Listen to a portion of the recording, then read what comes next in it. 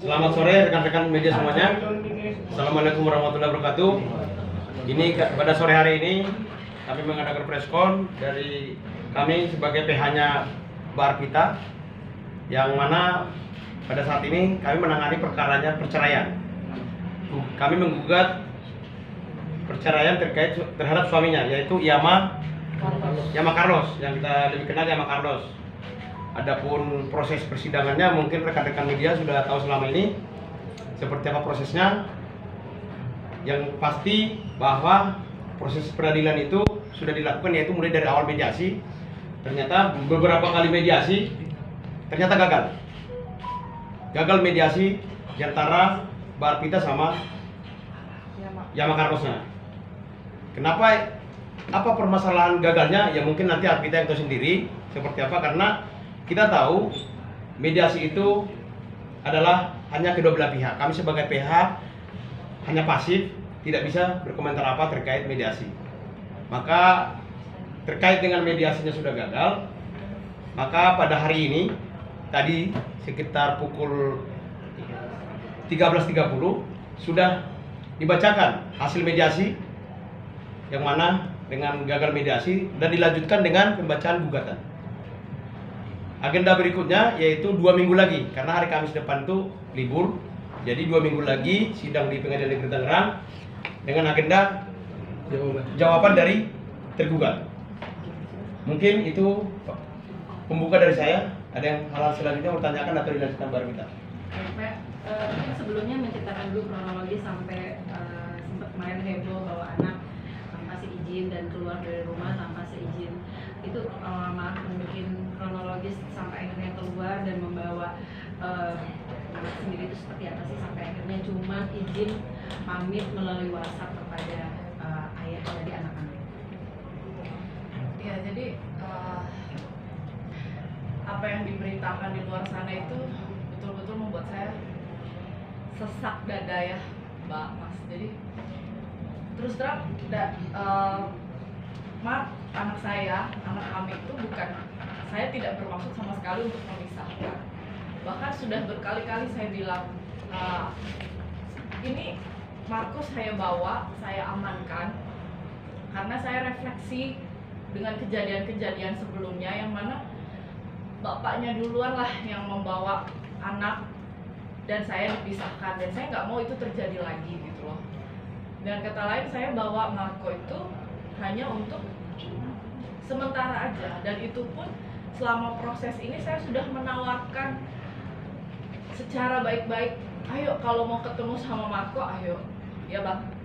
Saya banyak kok bukti-bukti chatnya, bahkan saya sudah minta ke Yama Carlos untuk bertemu 4 mata baik-baik, tapi dari Yama ini dia, makanya saya bingung ya. Sudah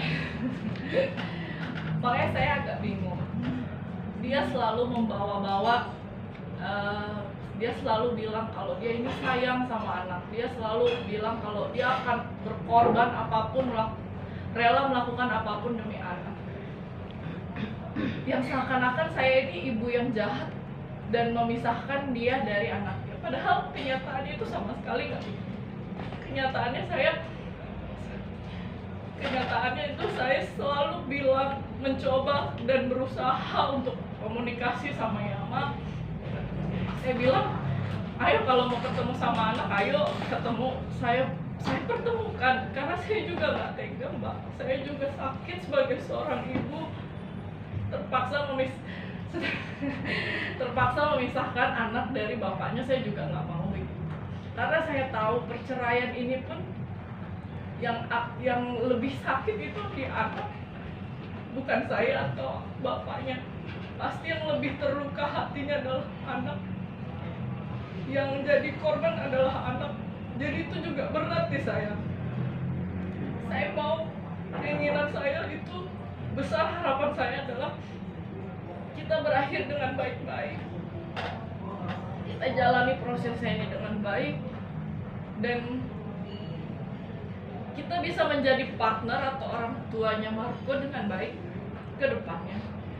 Jadi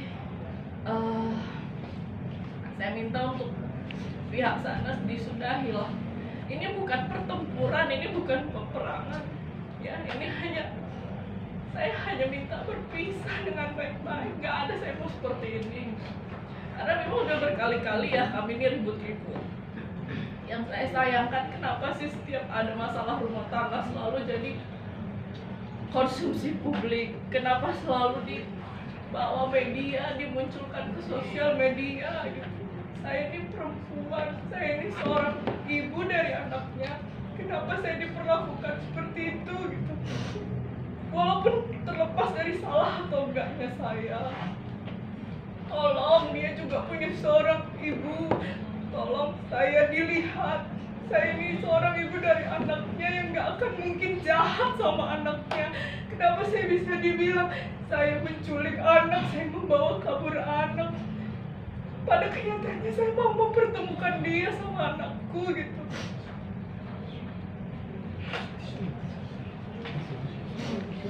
Saya sesak dada sekali, saya tahan. Saya lihat di sosial media, saya lihat berita-berita di luar sana itu liar sekali ya. Iya, dan saya yakin bapak dari anak saya ini adalah orang yang baik, adalah anak Tuhan. Saya tahu hatinya dia itu baik karena saya sudah hidup bertahun-tahun sama Yama Carlos. Saya tahu dia orang baik, tapi kenapa dia bisa seperti ini? Mungkin dugaan saya ada beberapa oknum yang mencoba menghasut beliau untuk mengambil cara yang tidak baik seperti ini gitu. Padahal banyak teman-teman baiknya dia sendiri yang udah bilang ke saya juga ya, dan mencoba untuk menjadi jembatan antara saya sama Yama. Padahal ini simple banget loh seharusnya. Kalaupun memang ada yang tidak dia suka atau dia menurut dia itu saya salah, silahkan. Tapi ada tempatnya. Karena kalau misalnya ini terjadi terus-terusan seperti ini kan udah terjadi ya. Semua udah ke blow up ke media. Ya sudahlah, nggak bisa ditarik mundur lagi gitu. Tapi jangan dibikin parah lagi, sudah cukup. Saya minta itu, karena nanti dia apa nggak ngebayangin ya perasaannya gimana, perasaan anaknya nanti bagaimana apabila melihat orang tuanya seperti ini gitu loh. Itu aja sih. Udah lama Mbak, saya itu meminta untuk berpisah sama Yama Carlos itu sudah lama. Maksudnya saya bicara dari hati ke hati ya. Kita ini nggak bisa, karena memang pernikahan agama ini terlalu berat untuk dipaksakan gitu ya. Oh gini, saya dan yang memantapkan saya untuk mengambil ini tuh sebenarnya langkah yang besar ya buat saya ya. Selama ini saya maju mundur karena saya ingat anak, berat di anak itu. Saya nggak mau anak saya ini nanti kekurangan kasih sayang dari ayah kandungnya. Tapi yang menjadi titik balik saya adalah saat almarhum papa saya meninggal tahun lalu, akhir tahun lalu itu, dimana saya berpikir saya nggak mau gitu loh jadi anak yang durhaka, anak yang akan memberatkan jalan almarhum di alam sana Mbak. Itu sih, jadi saya berdoa sama Allah, ya Allah, kalaupun memang ini jalan yang harus tempuh, perpisahan itu berat Mbak, berat sekali. Ngebayangin anak saya udah nggak sama bapaknya lagi seperti biasa di rumah.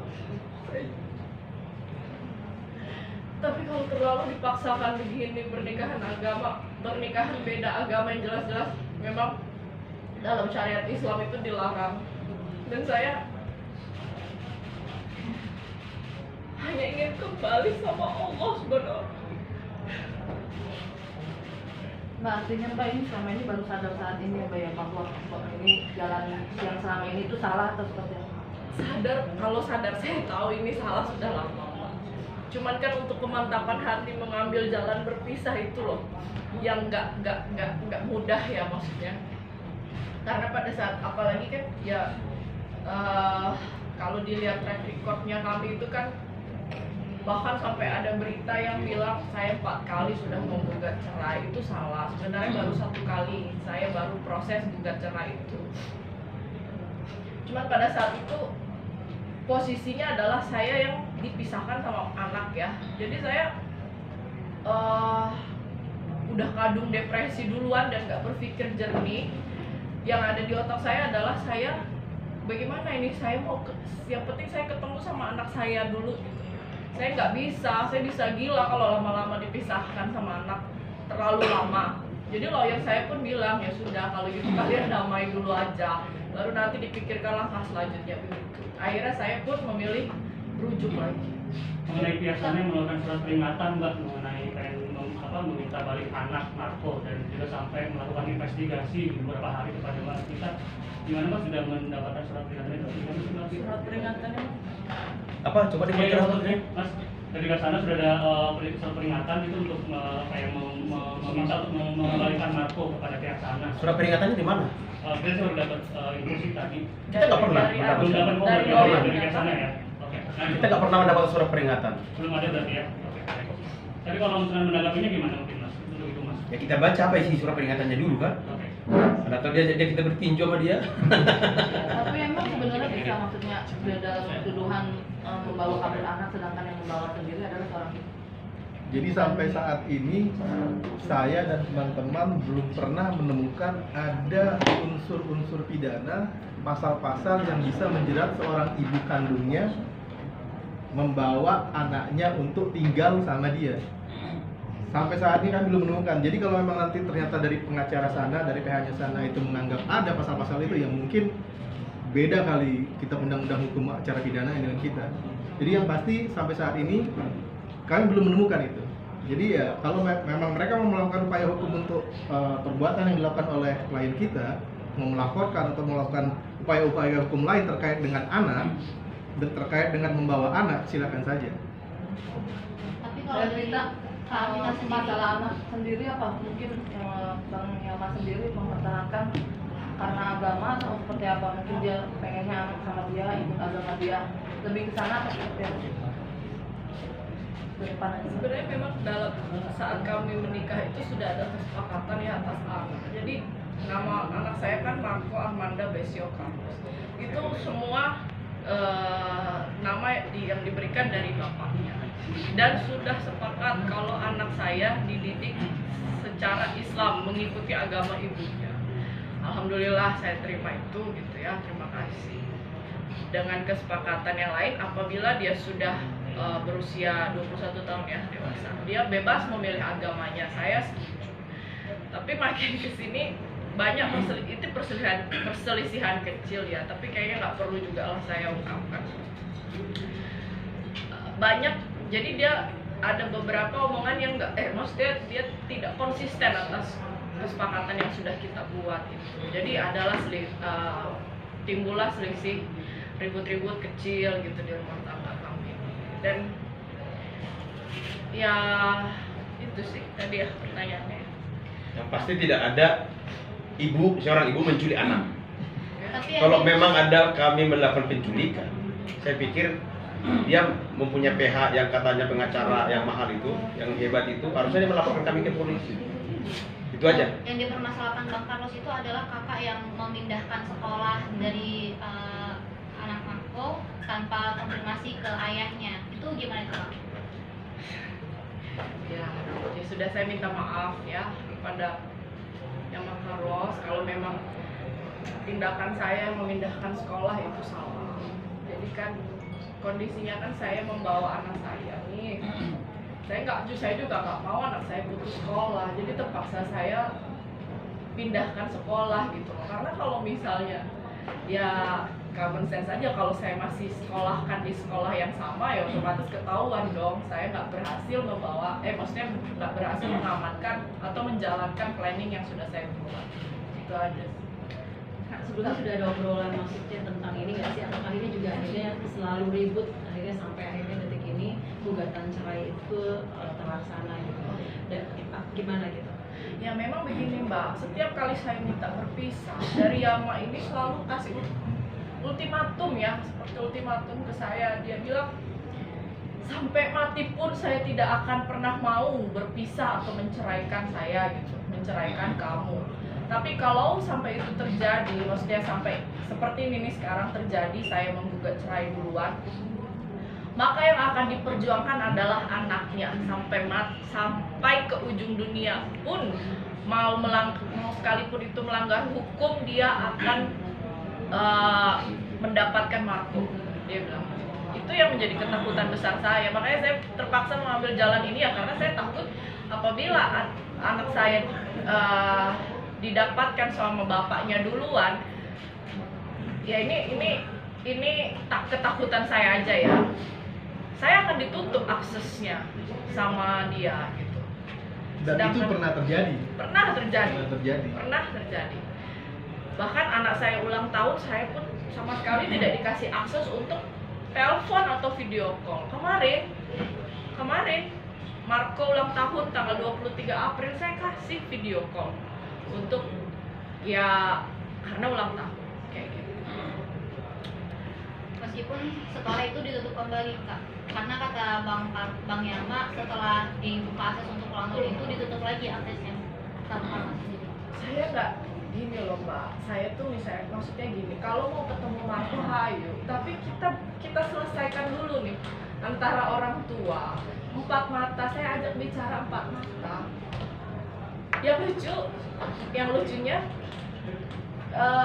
ini kita ada masalah rumah ya.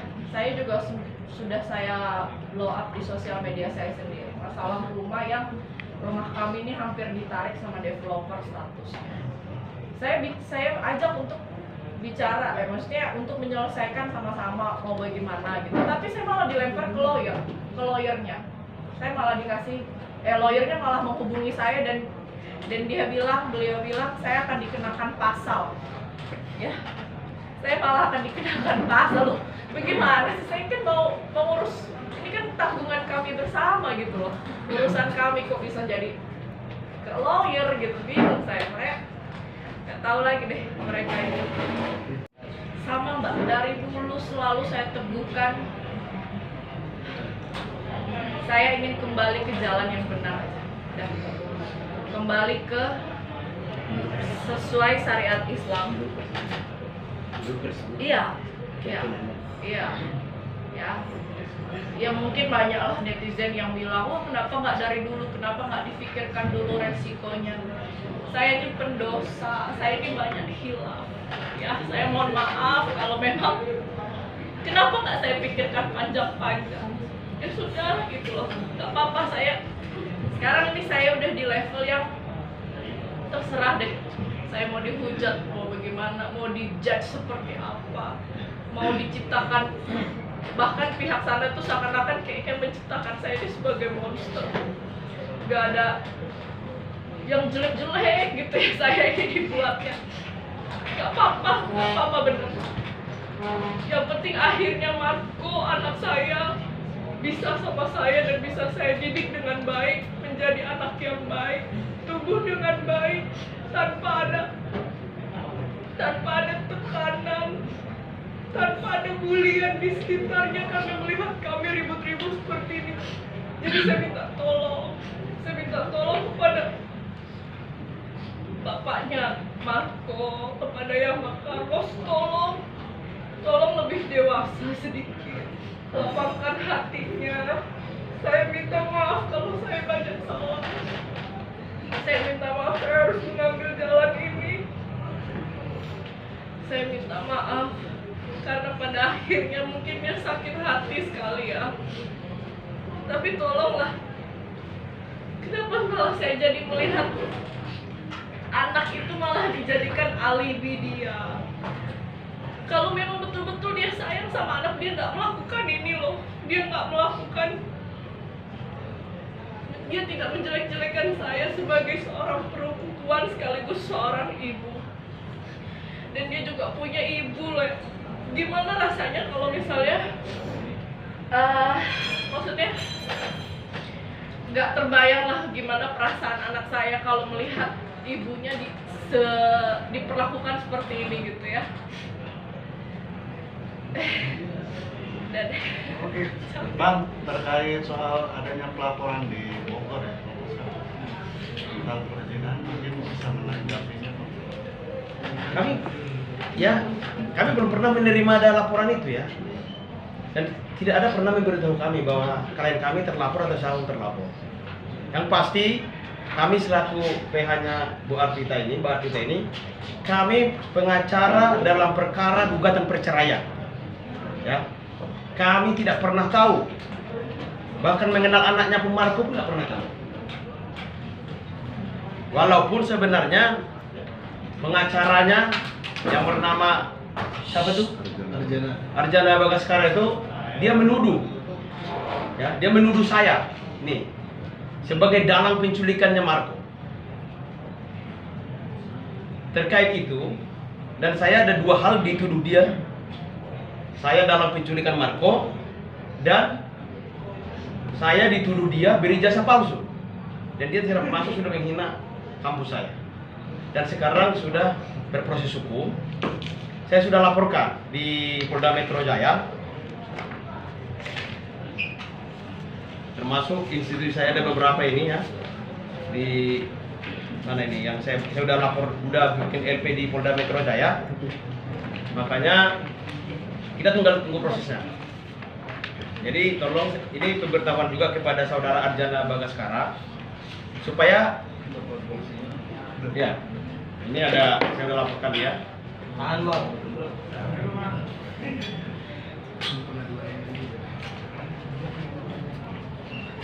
Udah.